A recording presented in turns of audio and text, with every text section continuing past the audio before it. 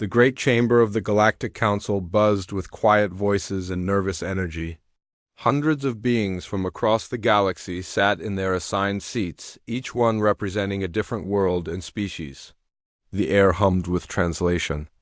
Devices working overtime to convert thousands of languages into something everyone could understand. Ambassador Zekthar of the Vorthan Empire stood at the center of the chamber. His tall, blue-skinned form commanded attention as he activated the holographic display above his head. A small blue and green planet appeared, spinning slowly in the artificial light. "Council members," Zekthar began, his voice carrying clearly through the chamber, "for 3 standard cycles we have been watching this world. The beings there call their planet Earth, and they call themselves humans." A ripple of interest passed through the assembled representatives. New species were always cause for discussion, though most proved to be disappointments. The galaxy had seen countless civilizations rise and fall, and very few offered anything truly unique. "What makes these humans special?" asked Commander Velinara. "Of the crystalline hegemony." Her crystalline form reflected the chamber's lights as she leaned forward. "Surely they are just another primitive species playing with fire and metal?" Zekthar touched a control, and the hologram changed. Now it showed images of human cities, their vehicles, and their technology. "You are correct, Commander. Their technology is quite primitive. They still use chemical rockets to leave their world's surface. Their energy weapons are basic plasma and projectile systems. They have no faster-than-light travel capability." "Then why waste the Council's time?" grumbled Representative Korth of the Mining Consortium. His rock-like features showed clear irritation. "We have better things to discuss than another backward species." "Because," Zekthar said, raising his voice slightly, "they possess something our observers have never seen before. Something that makes them worth our attention." He pressed another control. The hologram now showed scenes of human military exercises. Soldiers moved across battlefields in complex patterns. Ships at sea coordinated attacks from multiple directions. Aircraft worked together in ways that seemed almost like a dance. "They call it military doctrine," Zekthar explained. "Every species has warriors, yes. Every species fights. But humans have made warfare into a science. They study it, practice it, and constantly improve it. They treat battle like we treat mathematics or engineering." The chamber fell silent as the representatives watched the images. Most species in the galaxy fought in simple, direct ways. Line up your forces, advance toward the enemy, and keep shooting until one side gave up or died. It had worked for millions of years across countless worlds, but the humans were different. They used tricks and deceptions. They attacked from unexpected directions. They made their enemies fight on their terms, not the other way around. "Interesting," admitted Commander Velinara. "But surely this is just the behavior of a young species. Once they mature and join civilized society, they will learn proper methods of conflict resolution." "Perhaps," Zekthar agreed. "But I believe we should test them first. I propose we extend an invitation to these humans to join our next Council War Games. Let them show us what they can do against experienced galactic forces." The War Games were a tradition as old as the Council itself. When a new species was discovered, they were invited to demonstrate their military capabilities in a controlled environment. It served 2 purposes. It showed the newcomers their place in the galactic hierarchy, and it gave the Council a chance to evaluate any potential threats. "The standard procedure," noted Observer Crintel, checking his datapad. 3 destroyers, standard galactic configuration, basic weapons and shields. They face off against a veteran battle group in simulated combat." "Exactly," Zekthar said. "We will loan them 3 ships and see how they perform. If they show promise, we welcome them to the Council. If not, we send them home to develop for another few centuries." The vote was swift and unanimous. Within hours, the message was prepared and transmitted toward the small blue planet at the edge of the galaxy. The signal would take several days to reach Earth, but the Council was patient. They had been patient for millions of years on Earth. General Jake Morrison was finishing his morning coffee when his aide knocked on his office door. Morrison was 55 years old, with gray hair and tired eyes that had seen too many battles. He commanded the United Earth Defense Command, humanity's first attempt at a unified military force. "Come in, Colonel Hayes," Morrison called out. Colonel Lisa Hayes entered and saluted. She was 42 with short brown hair and the kind of sharp intelligence that made her Morrison's most trusted officer. "General, we've received a communication from space. You need to see this." Morrison followed Hayes to the main communications center. The room was filled with screens and equipment that represented humanity's most advanced technology. It looked impressive to human eyes, but Morrison suspected it would seem primitive to whoever had sent the message. "Play it," Morrison ordered. The main screen lit up with an image of Ambassador Zekthar. The translation software had done its work, converting the aliens' words into clear English. "Greetings, people of Earth. I am Ambassador Zekthar of the Galactic Council. Your species has been observed and found worthy of consideration for membership in our galactic community. However, as with all new species, you must first demonstrate your military capabilities." Morrison and Hayes exchanged glances. First contact with aliens, and they wanted to see humanity's weapons. "We invite you to participate in our traditional war games," the message continued. "We will provide 3 destroyer-class vessels equipped with standard galactic military systems. You will face a veteran battle group in simulated combat. Success will earn you a place among the stars. Failure will result in a recommendation to develop further before reapplying." The message ended with technical specifications for the ships and a location where the games would take place. Morrison studied the data with growing interest. "They're offering us starships," Hayes observed. "3 of them. And they want to see us fight," Morrison replied. "This is either the greatest opportunity in human history or the most dangerous trap. What do you think, General?" Morrison was quiet for a long moment. He had spent his entire career studying warfare, learning from humanity's long history of conflict. He had read every military manual, studied every great battle, and learned from every victory and defeat. "I think," he said finally, "they have no idea what they're asking for." He turned to Hayes. "Get me Major Collins and Captain Rodriguez. We have work to do."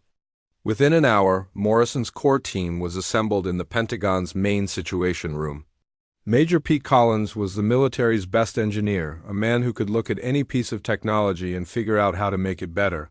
Captain Amy Rodriguez was their intelligence specialist, someone who could analyze enemy capabilities and find weaknesses others missed.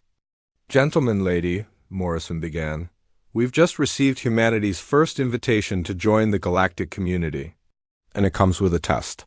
He explained the situation while his team studied the alien specifications. The ships were impressive by human standards, but Morrison could see that they were designed for direct combat. Heavy armor, powerful forward weapons, built for straightforward battles between opposing fleets. "They fight like gentlemen," Collins observed. "Everything about these ships says they expect honorable combat. Form lines, advance, shoot until someone gives up." "How civilized," Rodriguez added with a slight smile. "How predictable." Morrison nodded. "Which means they've never faced an enemy who doesn't play by their rules." "Colonel Hayes, I want you to start planning our modifications to these ships. Major Collins, begin working on our tactical approach. Captain Rodriguez, I need you to study everything we can learn about galactic military doctrine." "And you, General?" Hayes asked. Morrison looked at the alien ship specifications one more time. "I'm going to show the galaxy what it means to fight like a human." The room fell silent as the implications sank in. Humanity was about to make its debut on the galactic stage, and they would do it the only way they knew how, by winning. The next 6 months passed in a blur of activity.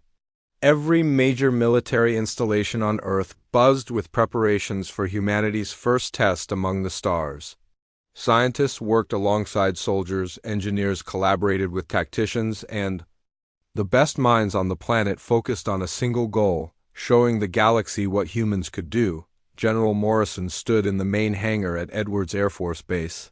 watching as the three alien destroyers took shape. The Galactic Council had been surprisingly cooperative, sending not just the ships, but also technical manuals and basic training materials. What they had not provided was any real understanding of how humans thought about warfare. "The ships are beautiful," Colonel Hayes said, joining Morrison at the observation window.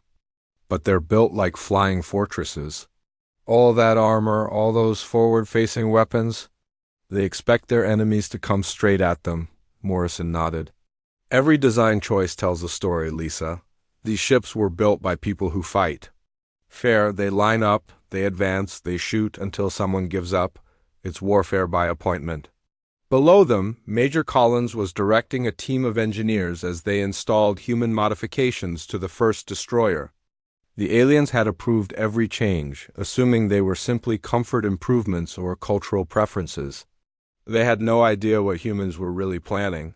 "How are the modifications coming along?" Morrison asked. "Better than expected," Hayes replied. "Pete has worked miracles with those ships. The aliens designed them for direct combat, but we're turning them into something entirely different." The first ship, now designated USS Liberty, was Hayes' command. Collins had stripped out most of the heavy armor and replaced it with additional engines and maneuvering thrusters. The result was a ship that could move faster and turn quicker than anything the aliens had ever seen. "It's like turning a tank into a race car," Collins had explained. "We trade protection for speed and agility. If they can't hit us, we don't need armor." The second ship, USS Defiance, was Collins' own project. He had removed the main forward weapons and replaced them with what the aliens thought were maintenance bays. In reality, he had turned the ship into a mobile factory for producing small devices that could be deployed during combat. "What exactly are those things?" Morrison had asked during one of their planning sessions. "Proximity mines," Collins explained. "Small, smart devices that can attach to enemy ships or float free in space. They're not powerful enough to destroy a ship, but they can disable engines, disrupt communications, or blind sensors." The third ship, USS Ranger, was Captain Rodriguez's responsibility. She had focused on the communications and sensor systems, expanding them far beyond their original specifications. The aliens had approved the changes, thinking humans simply wanted better ways to talk to each other. "They have no concept of electronic warfare," Rodriguez had reported. "Their computer systems are powerful but incredibly naive. They've never had to deal with hostile hacking or information warfare. It's like they've never met a species that lies." Morrison found that particularly interesting. The Galactic Council seemed to operate on principles of honor and straightforward dealing. They expected their enemies to fight according to established rules, to announce their intentions, and to engage in fair combat. "We're not going to be fair," Morrison had told his team during one of their planning sessions. "Fair is for sports. This is warfare." The training was as important as the modifications. Morrison had selected crews from every branch of the military, choosing people who could think creatively under pressure. They spent weeks learning to operate the alien technology, but more importantly, they learned to think like humans fighting aliens. "Remember," Morrison told them, "they've been fighting the same way for thousands of years. They have traditions, protocols, and expectations. We have none of those things. We have only one rule: win." The alien tactical manuals made for fascinating reading. Every engagement followed the same pattern. Opposing fleets would meet in open space, exchange formal challenges, arrange themselves in battle lines, and then advance while firing until one side retreated or surrendered. "It's like medieval knights," Rodriguez observed. "All ceremony and honor. They'd probably consider it unsporting to attack from behind." "Good," Morrison replied. "Let them keep thinking that way." As the departure date approached, Morrison received regular updates from his intelligence teams. They had been monitoring alien communications, trying to understand what humanity was walking into. The reports were both encouraging and concerning. "The good news is that they really don't see us as a threat," Rodriguez reported. "The bad news is that they have weapons and ships that make our best technology look like toys." "Numbers?" Morrison asked. The battle group we're facing consists of 12 heavy cruisers, each one 3 times the size of our destroyers. They have shields that can absorb massive amounts of damage and weapons that can destroy a city from orbit. Morrison considered this. What about their tactics? Exactly what we expected. They form lines, advance slowly, and engage in direct fire combat. No deception, no maneuvering, no tricks. Just raw firepower applied in the most straightforward way possible. Then we have a chance, Morrison said. Raw firepower means nothing if you can't hit your target. The day before departure, Morrison gathered his crews for a final briefing. The 3 ships sat in their hangar, looking sleek and deadly despite their alien origins. The modifications were complete, the crews were trained, and Earth's fate hung in the balance. Ladies and gentlemen, Morrison began, tomorrow we leave Earth to represent our species among the stars. We're going to face opponents who have been fighting wars since before our civilization existed. They have better ships, better weapons, and centuries of experience. He paused, looking at each face in the crowd. But they have never faced humans. They don't understand what we're capable of because they've never met a species like us. They fight for honor, for territory, for resources. We fight for something else entirely.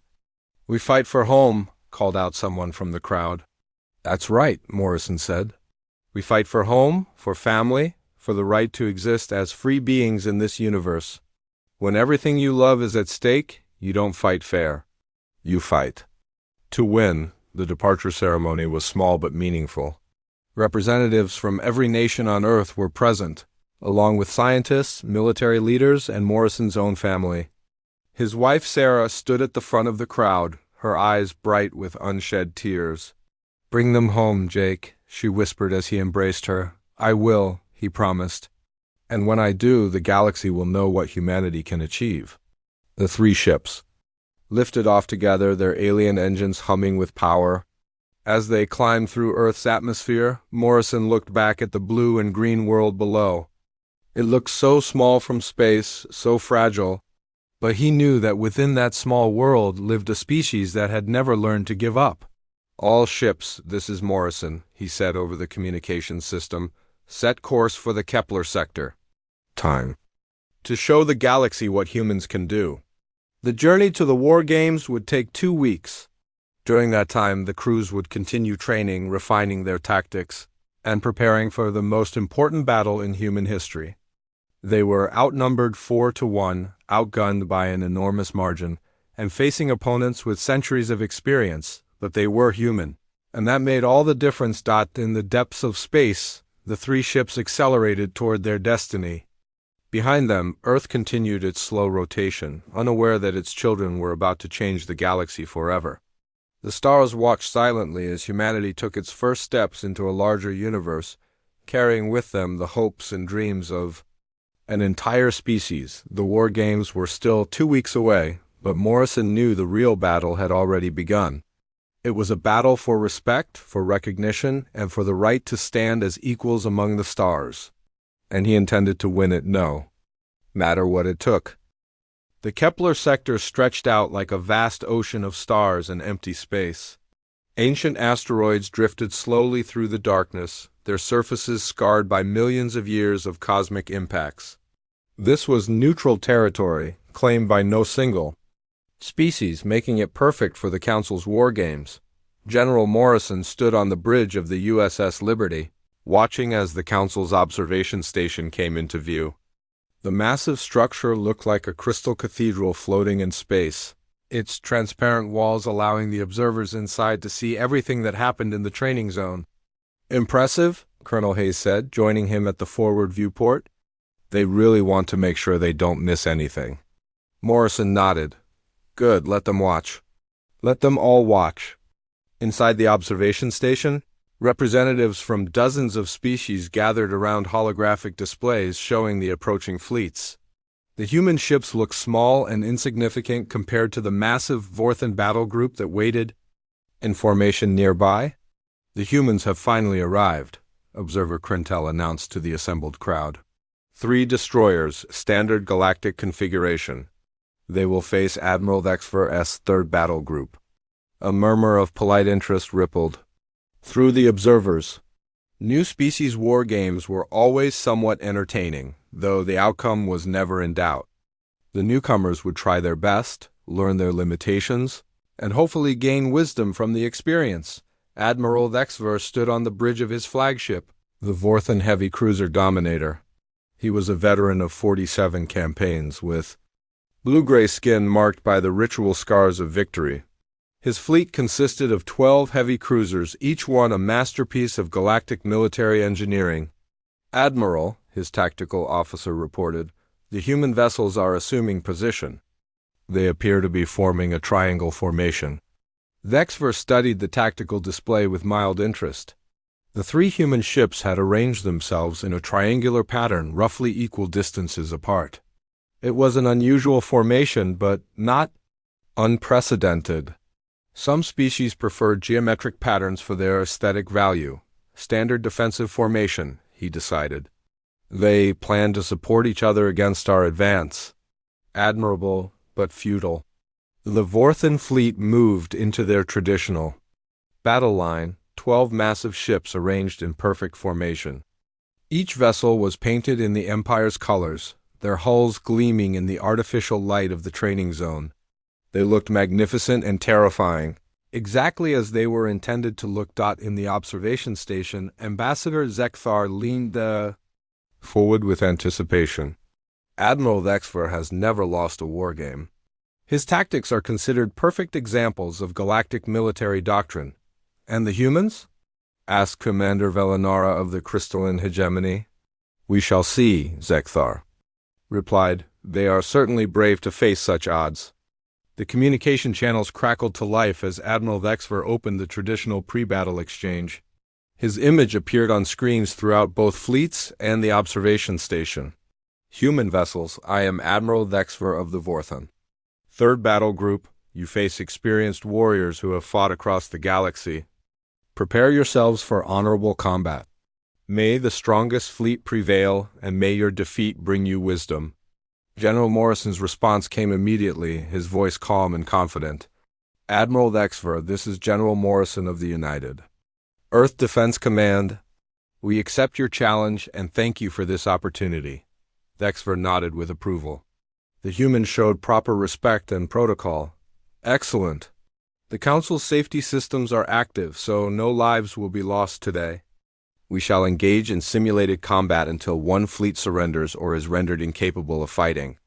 "Understood, Admiral," Morrison replied. "Please note that we will fight according to human military doctrine." "Human doctrine?" Thexver was puzzled. "All species follow the standard galactic protocols established by the Council." "We follow the Council's safety rules," Morrison clarified. "Beyond that, we fight as humans fight." "May the best fleet win." The communication ended, leaving the alien observers confused. In the observation station, several representatives exchanged worried glances. What did he mean by human doctrine? Observer Crintel asked. "Perhaps their species has developed unique formations or weapon techniques," suggested another observer.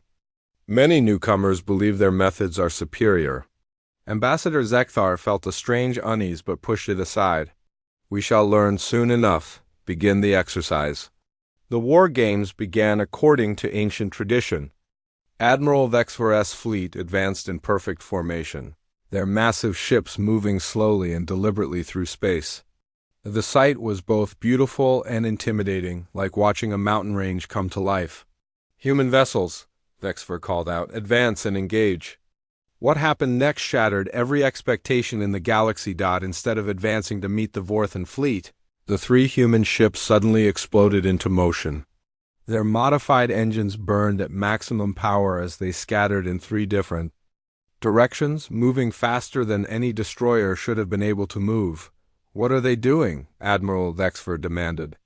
"Are they retreating?"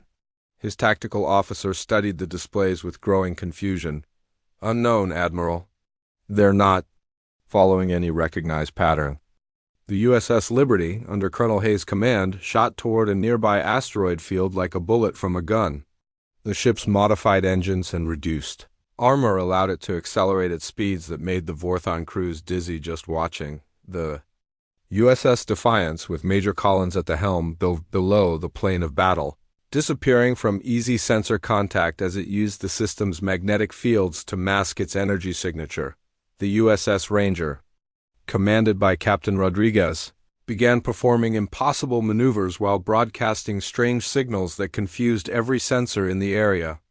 "This is not proper military conduct," Admiral Lexver announced, his voice showing the first signs of irritation. "They should stand and fight honorably." "Admiral," his communications officer reported, "I'm receiving strange signals from the human ships. They appear to be jamming our sensors." "Impossible," Lexver replied. "Standard galactic protocol prohibits electronic interference during war games." "The humans never agreed to standard protocols," the officer reminded him. "They said they fight by human rules." In the observation station, the alien representatives watched in growing amazement as the human ships continued their incomprehensible maneuvers. This was nothing like any war game they had ever seen. "They're not fighting," Commander Velinara observed. "They're running away, are they?" Observer Crintel studied the tactical displays more carefully. "Look at their movements. They're not random. There's a pattern here." Admiral Lexver made his decision. "Split the fleet into 3 groups. Pursue and destroy each human vessel. We will end this embarrassment quickly." It was exactly what General Morrison had been hoping for. The Vorthan fleet divided into 3 groups of 4 ships each, breaking their perfect formation to chase the scattered human vessels. Each group was still more than powerful enough to destroy a single destroyer, but they were no longer supporting each other. "Sir," Morrison's tactical officer reported, "the enemy fleet has divided exactly as predicted." Morrison smiled grimly. "Phase 2 begins now. Signal all ships. Execute human protocols." The USS Liberty suddenly emerged from the asteroid field, but not where anyone expected. Colonel Hayes had used the asteroids to mask her ship's approach. Coming around behind the first Vorthan group, while they were still looking for her among the rocks. "Target their engines," Hayes ordered her weapons officer. "Disable, don't destroy." The Vorthan ships were designed for frontal combat with their heaviest armor and shields facing forward. Their rear sections were protected only by basic defensive systems. Never expecting to face attack from behind, Hayes' modified destroyer struck like a serpent, its weapons targeting the vulnerable engine sections of the Vorthan cruisers. The safety systems prevented actual destruction, but the simulated damage was devastating. "What is happening?" Admiral Lexver shouted as 3 of his ships reported engine failure. "How did they get behind us?" "Unknown, Admiral," came the panicked reply. "They appeared from nowhere." The second Vorthan group, meanwhile, was discovering that the empty space they were flying through was not as empty as it appeared. Major Collins had spent his time below the battle plane seeding the area with proximity mines, small devices that attached themselves to passing ships. "Admiral," another tactical officer reported, "Group 2 is reporting multiple impacts. Unknown devices are attaching to their hulls." "What kind of devices?" Lexver demanded. "Small, apparently harmless objects. But they're disrupting our power systems and communications."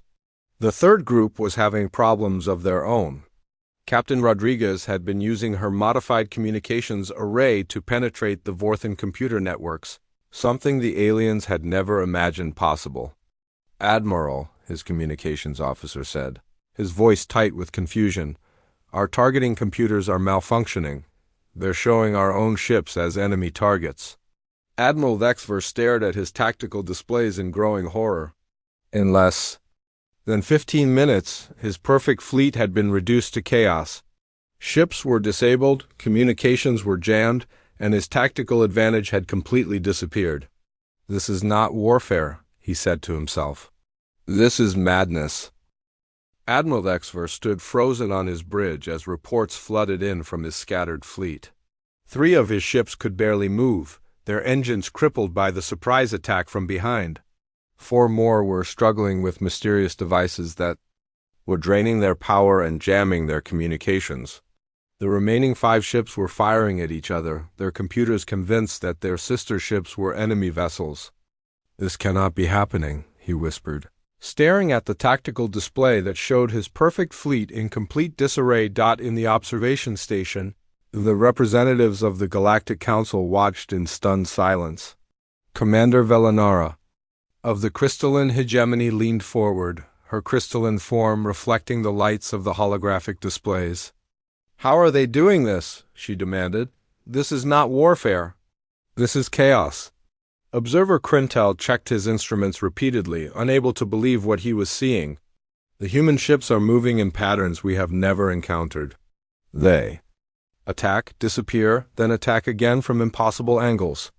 Ambassador Zekthar felt a cold fear growing in his chest. The humans were not just winning. They were making the Vorthan fleet look helpless, and Admiral Lexver was considered one of the finest military minds in the galaxy. "Sir," Admiral Lexver, tactical officer, reported, "Groups 2 and 3 are requesting instructions. Their ships are experiencing multiple system failures." "What kind of failures?" Lexver asked, though he dreaded the answer. "The devices attached to Group 2's ships appear to be some kind of mining equipment. They are creating small holes in the hulls and disrupting internal systems. Group 3's computers have been compromised. Their targeting systems are completely unreliable." Lexver closed his eyes for a moment. In 47 campaigns he had never faced an enemy like this. The humans fought without honor, without tradition, without any respect for the established rules of warfare.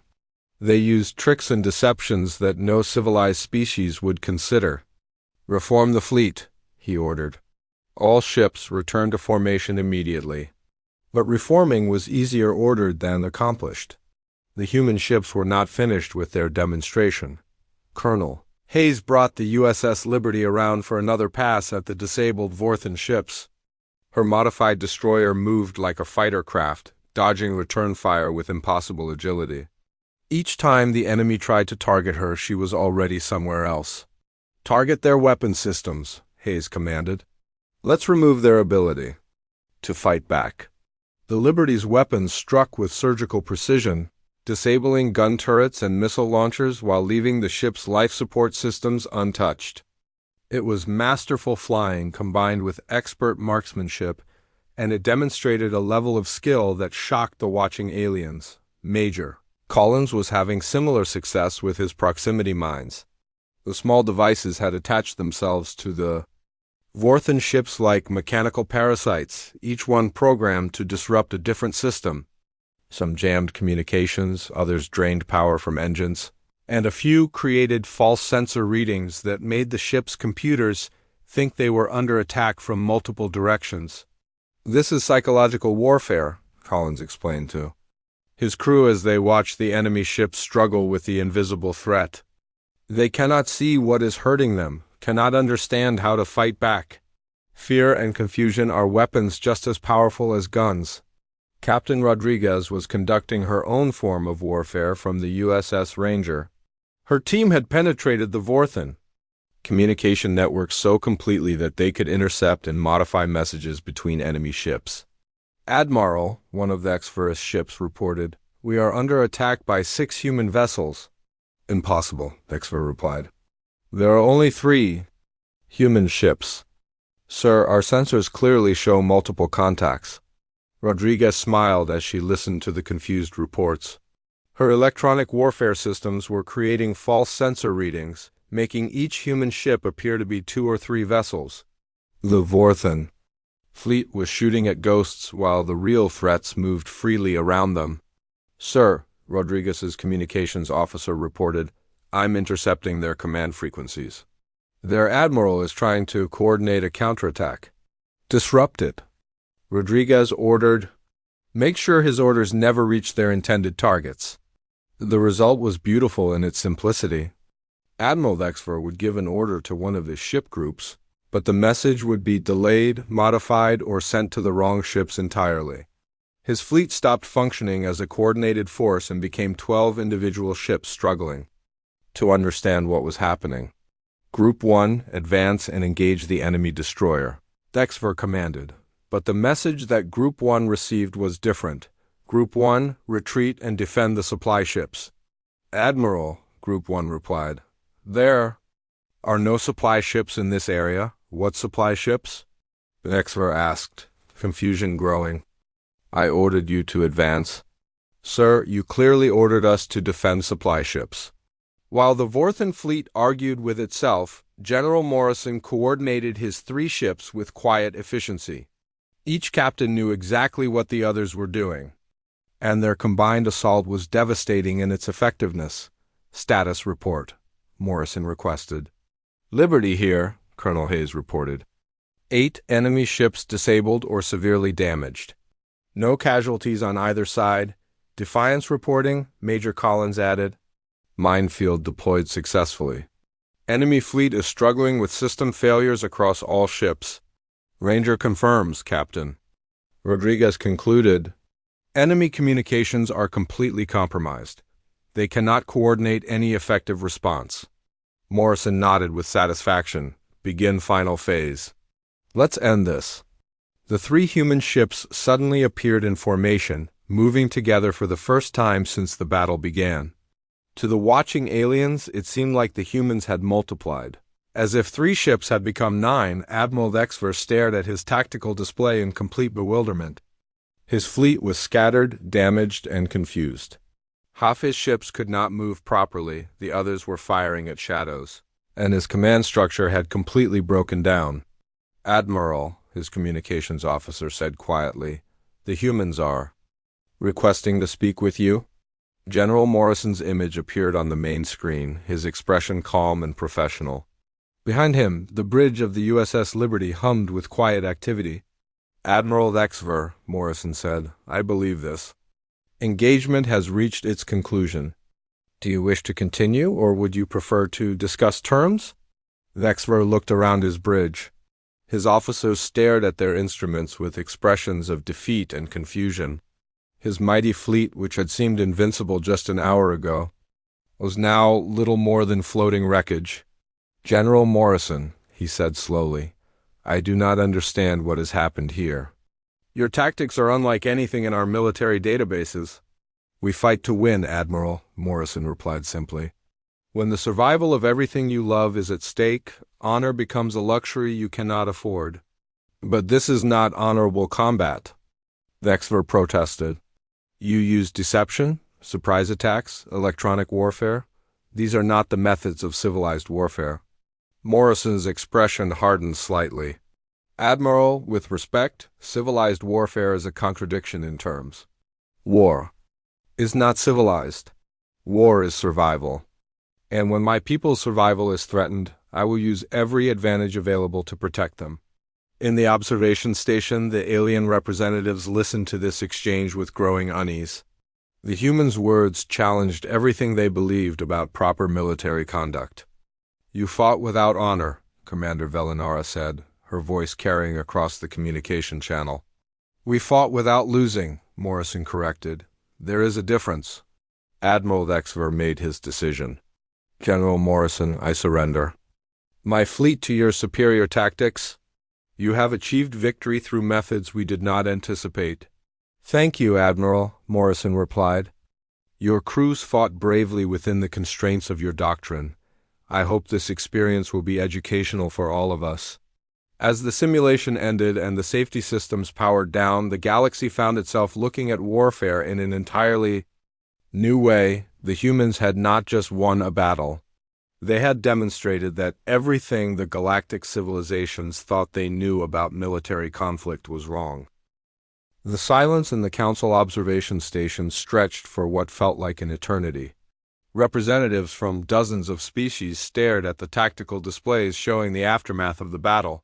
The Vorthan 3rd Battle Group, one of the most respected military forces in the galaxy, floated helplessly in space while 3 small human destroyers maintained a protective formation around them. Ambassador Zekthar was the first to break the silence. In all my years serving the Council, I have never witnessed anything like this. The numbers were impossible to argue with. The entire engagement had lasted less than 1 hour. 12 veteran Vorthan cruisers had been defeated by 3 destroyers, operated by a species that had never left their home system before today. No lives had been lost thanks to the Council's safety protocols, but the tactical defeat was total and complete. "This changes everything," Observer Krentel said quietly. "If humans can do this to Admiral HFY's fleet, what could they do to the rest of us?" General Morrison's image appeared on the main communication screen, his expression calm and professional. Behind him, the bridge of the USS Liberty showed no signs of celebration or triumph. The human crew worked quietly at their stations, as if defeating a superior galactic fleet was simply another day's work. "Honorable members of the Galactic Council," Morrison began, "the human fleet reports mission accomplished. We stand ready for debriefing and await your evaluation." Commander Velinara of the Crystalline Hegemony was the first to respond, her crystalline form trembling with barely controlled anger. "General Morrison, what we witnessed today was not warfare. It was deception on a scale we have never encountered." "With respect, Commander," Morrison replied, "we call it tactics. Every move we made was designed to achieve victory with minimal casualties on both sides. I would hardly call that deception." "You attacked from behind," she accused.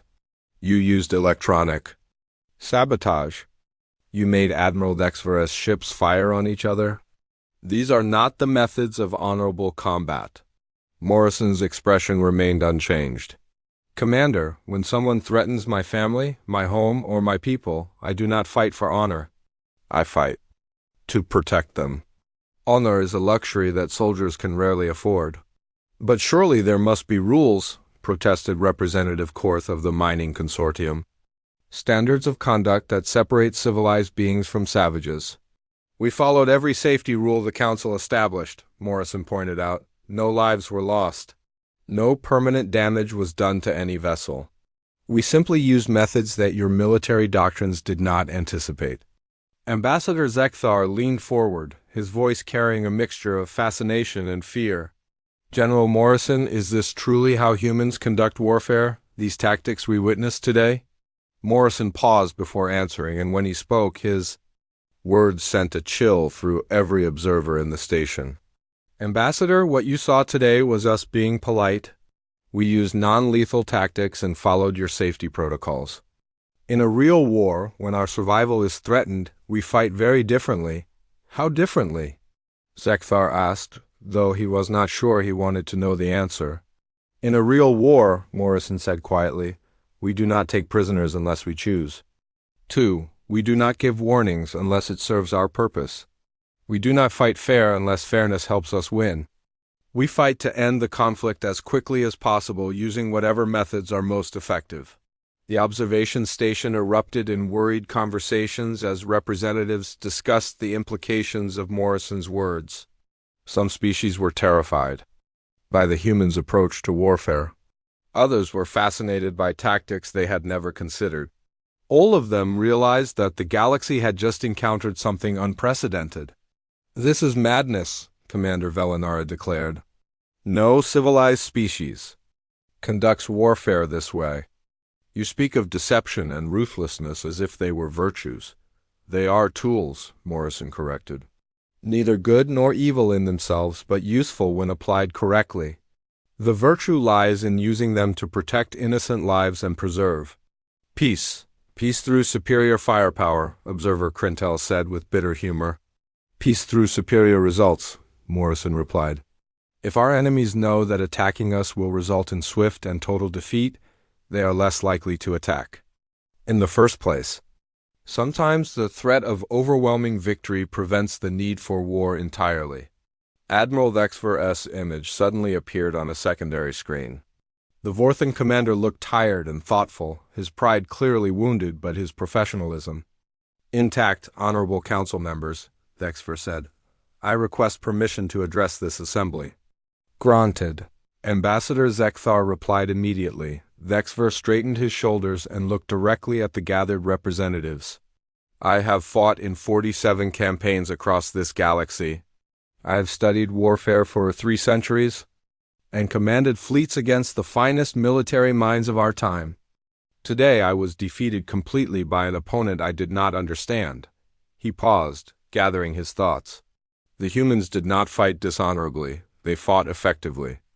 They did not break any rules because they never agreed to follow our rules. In the first place, they told us they would fight as humans fight, and we assumed that meant they would fight as we fight. Your point, Admiral? Commander Velanara asked impatiently. My point is that we have been fighting the same way for so long that we forgot there might be other ways to fight. The humans showed us tactics we never considered because we never needed to consider them. Every species we have encountered shares the same basic approach to warfare. Vexver looked directly at Morrison's image. General, your methods may seem brutal to us, but they are also brilliant. You turned our strengths into weaknesses and our expectations into traps. You fought not just our ships, but our minds.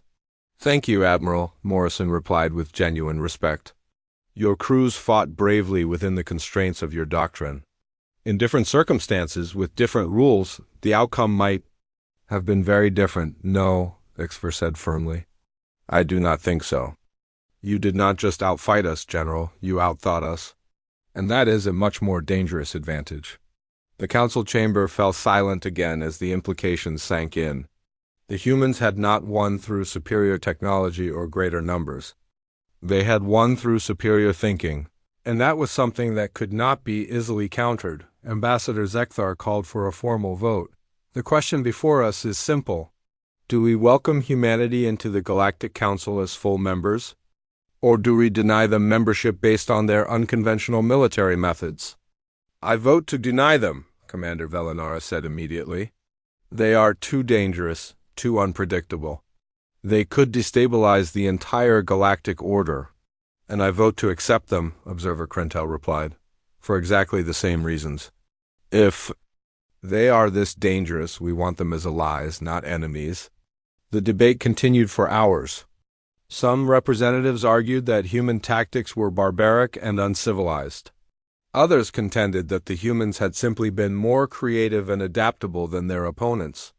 Still others worried about what would happen if humanity was rejected, and decided to expand into the galaxy on their own terms. Finally, Admiral Vexver requested permission to speak again. Honorable Council members, you are debating whether humans are too dangerous to accept or too dangerous to reject. May I suggest a different perspective? Proceed, Ambassador Zekthar said. The humans are not our enemies unless we make them our enemies. They have shown us new ways of thinking about old problems. They have demonstrated capabilities we did not know existed. Rather than fear them, perhaps we should learn from them. Vexver paused, then continued with conviction. I have been defeated today, but I have also been educated. The humans fight to win, yes, but they also fight to protect. General Morrison could have destroyed my entire fleet, but he chose to disable us instead. He could have humiliated us, but he treated us with respect. What are you suggesting, Admiral? Zekthar asked. I am suggesting that we vote to accept humanity not as junior members learning from us, but as full partners contributing to our collective security. Because after today I want them on our side? The final vote was closer than anyone expected, but the result was clear. Humanity would be welcomed into the Galactic Council as full members, with all the rights and responsibilities that entailed DOT as the USS Liberty, USS Defiance and USS Ranger prepared to escort the Council's diplomatic vessel back to Earth. General Morrison allowed himself a small smile of satisfaction. Humanity had passed its first test among the stars, and the galaxy would never be quite the same. In the vast depths of space, other species monitored the communications from the war games. Species that had been enemies of the Council for millennia watched the recordings with growing interest. They had seen their opponent's greatest fleet defeated by 3 small ships from an unknown world. The galaxy had just discovered that the most dangerous predators did not always roar the loudest. Sometimes they simply said, "We fight to win," and proved it beyond any doubt. The age of human expansion had begun, and the stars themselves seemed to whisper with anticipation of what was to come.